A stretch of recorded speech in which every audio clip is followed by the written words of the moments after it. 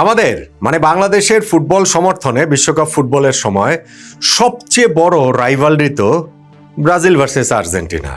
এই ব্রাজিল আর্জেন্টিনার একটা ম্যাচ বিশ্বকাপে দেখবো আমরা, সেই অপেক্ষা কতকালের। হয়ে যেত, অপেক্ষার অবসান এই বছরই হয়ে যেত যদি ব্রাজিল সেমিফাইনাল পর্যন্ত উঠতে পারতো। তাহলেই এই সেমিফাইনালটা ব্রাজিল ভার্সেস আর্জেন্টিনা হতো। আমরা এই প্রতিদ্বন্দ্বিতার নানান মাত্রা, নানান রং নিয়ে নানান রকম আলোচনা করতাম। কিন্তু ব্রাজিল যেহেতু আগেই ঝরে গেছে, সেই সেমিফাইনালটি হচ্ছে না।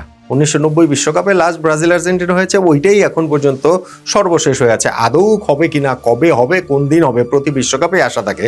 ফাইনালে গিয়ে তো আর হচ্ছে না। বরং এই সেমিফাইনালটাতে মুখোমুখি হচ্ছে আর্জেন্টিনা ভার্সেস ইংল্যান্ড।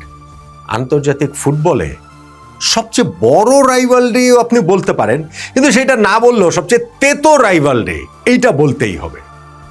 আর্জেন্টিনা ইংল্যান্ডের বিশ্বকাপ ফুটবলে অন্ততপক্ষে প্রতিদ্বন্দ্বিতার যে ইতিহাস, তাতে সেই কথাই বলে।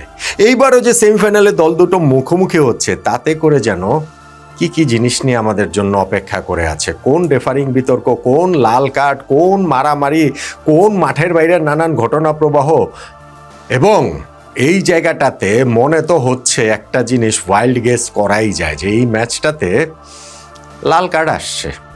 লাল কার্ড আসছেই আসছে। কার জন্য আসছে, কোন পক্ষে আসছে, এই জায়গাটা তো আমরা একটা ওয়াইল্ড গেস করতে পারি। ধরেন আর্জেন্টিনার একজন দুইজনের কথা যদি বলি, ধরেন ইংল্যান্ডের একজন দুইজনের কথা যদি বলি, বললাম আর কি, মজাই তো। পরে এটা আমরা খেলা শেষে মিলিয়ে নিতে পারবো, মিলিয়ে দেখতে পারবো।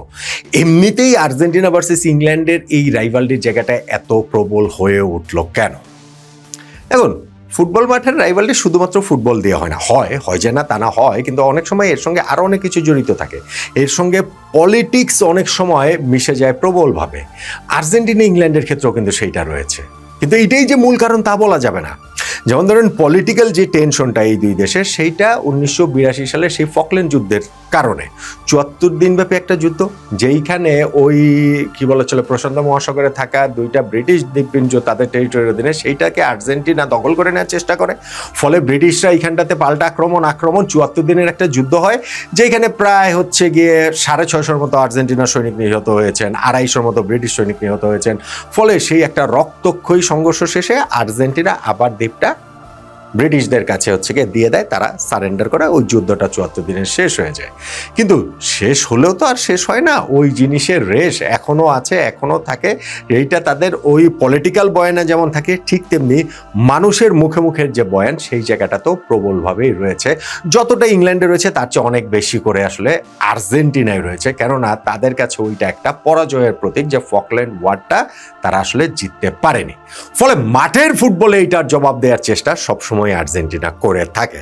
এখন আমি যেটা বললাম যে এটা যে এই ওয়ার থেকেই শুরু হয়েছে বা পলিটিক্যাল জায়গা থেকে, বিষয়টা কিন্তু সেটা না। আপনি যদি গোয়িং ব্যাক টু 1966, এটা তো 82 সালের ফকল্যান্ড ওয়ার, 66 বিশ্বকাপে কি ঘটনা ঘটেছে দেখেন। এবং সেই ঘটনার প্রেক্ষিতে ফুটবলে এই লাল কার্ড, হলুদ কার্ডের নিয়ম পর্যন্ত চালু হয়েছে এই আর্জেন্টিনা ইংল্যান্ড ম্যাচের ঘটনার প্রেক্ষিতে।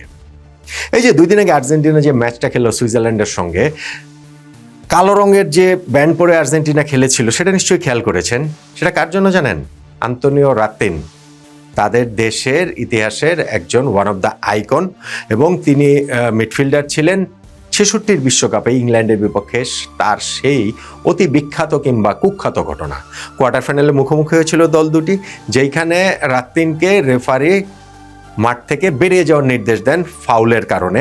প্রথমে একটা ফাউল করেছেন, সেই কারণে প্রথমে সতর্ক করেছেন। কিছুক্ষণ পরে আবারও রেফারির সঙ্গে তর্কাতর্কিতে যে তিনি হচ্ছে গিয়ে রেফারি দ্বিতীয়বার সতর্ক করতে তাকে মাঠ থেকে বের হয়ে যাওয়ার নির্দেশ দেন। কিন্তু রাতিন মাঠ থেকে বেরিয়ে যেতে রিফিউজ করেন। তিনি মাঠ থেকে বেরোবেন না, কিছুতেই বেরোবেন না।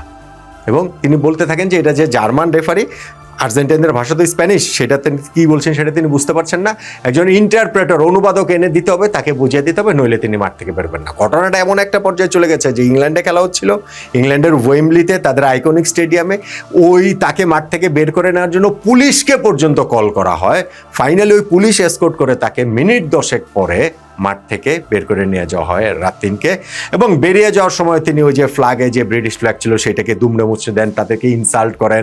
এবং রানী এলিজাবেথ যে মাঠে প্রবেশ করবেন তার জন্য যে কার্পেট মোড়ানো ছিল, সেই কার্পেটের উপরে তিনি বসে থাকেন 5 মিনিট। প্রতিবাদে, এবং পরবর্তীতে তিনি বলেছেন যে ইংলিশদের তিনি অনেক অপমান করেছেন, কার্পেটে বসেছিলেন, ফ্ল্যাগ মরিয়ে দিয়েছেন। এবং ঘটনাটার এই পর্যায়ে ইংলিশটা যে খুব ভালো তা না, ইংল্যান্ড যে ওই ম্যাচে খুব ভালো ছিল তা না, ওইখানটাতে রেফারির ডিসিশন ইংল্যান্ডের পক্ষে হেভিলি গিয়েছে, আর্জেন্টিনদের কমপ্লেনের সেইটাই জায়গা ছিল, এবং সেইখানটাতে 30টার মতো ফাউল ম্যাচে ইংল্যান্ড করেছে, যার মধ্যে অনেকগুলো ছিল যেটা আসলে এই রাতিনের মতোই আর কি ইংলিশ ফুটবলারদের বের করে দেওয়ার মতো, কিন্তু জার্মান রেফারি সেই কাজটা করেন নাই। এবং সে ফাইনালি গিয়ে যে জিও ফার্স্টের একমাত্র গোলে যে ইংল্যান্ড জিতে, সেই গোলটাও অফসাইড থেকে হয়েছে বলে আর্জেন্টিনার দাবি। সো এইরকম একটা মহা বিতর্কিত জায়গা ঘটেছে। ম্যাচ শেষে ইংল্যান্ডের যে ম্যানেজার আলফ রামজে তিনি দৌড়ে মাঠে ঢুকেছেন যেন তার দলের কোনো ফুটবলার আর্জেন্টিনার কারোর সাথে জার্সি সোয়াপ না করেন, এটা তিনি নির্দেশ দিয়েছেন। প্রেস কনফারেন্সে এসে ইংল্যান্ডের কোচ আর্জেন্টিনার প্লেয়ারদের এনিমেল, জানোয়ার বলে পর্যন্ত আখ্যা দেন, সম্বোধন করেন। তো রাইভালরিটা কোন পর্যায়ে চলে গিয়েছিল খেয়াল করছেন। এবং এই ঘটনার প্রেক্ষিতে 1970 বিশ্বকাপ থেকে কিন্তু লাল কার্ড হলুদ কার্ডের প্রচলন হয়। তার আগে নিয়ম ছিল হচ্ছে কি রেফারি মুখে একবার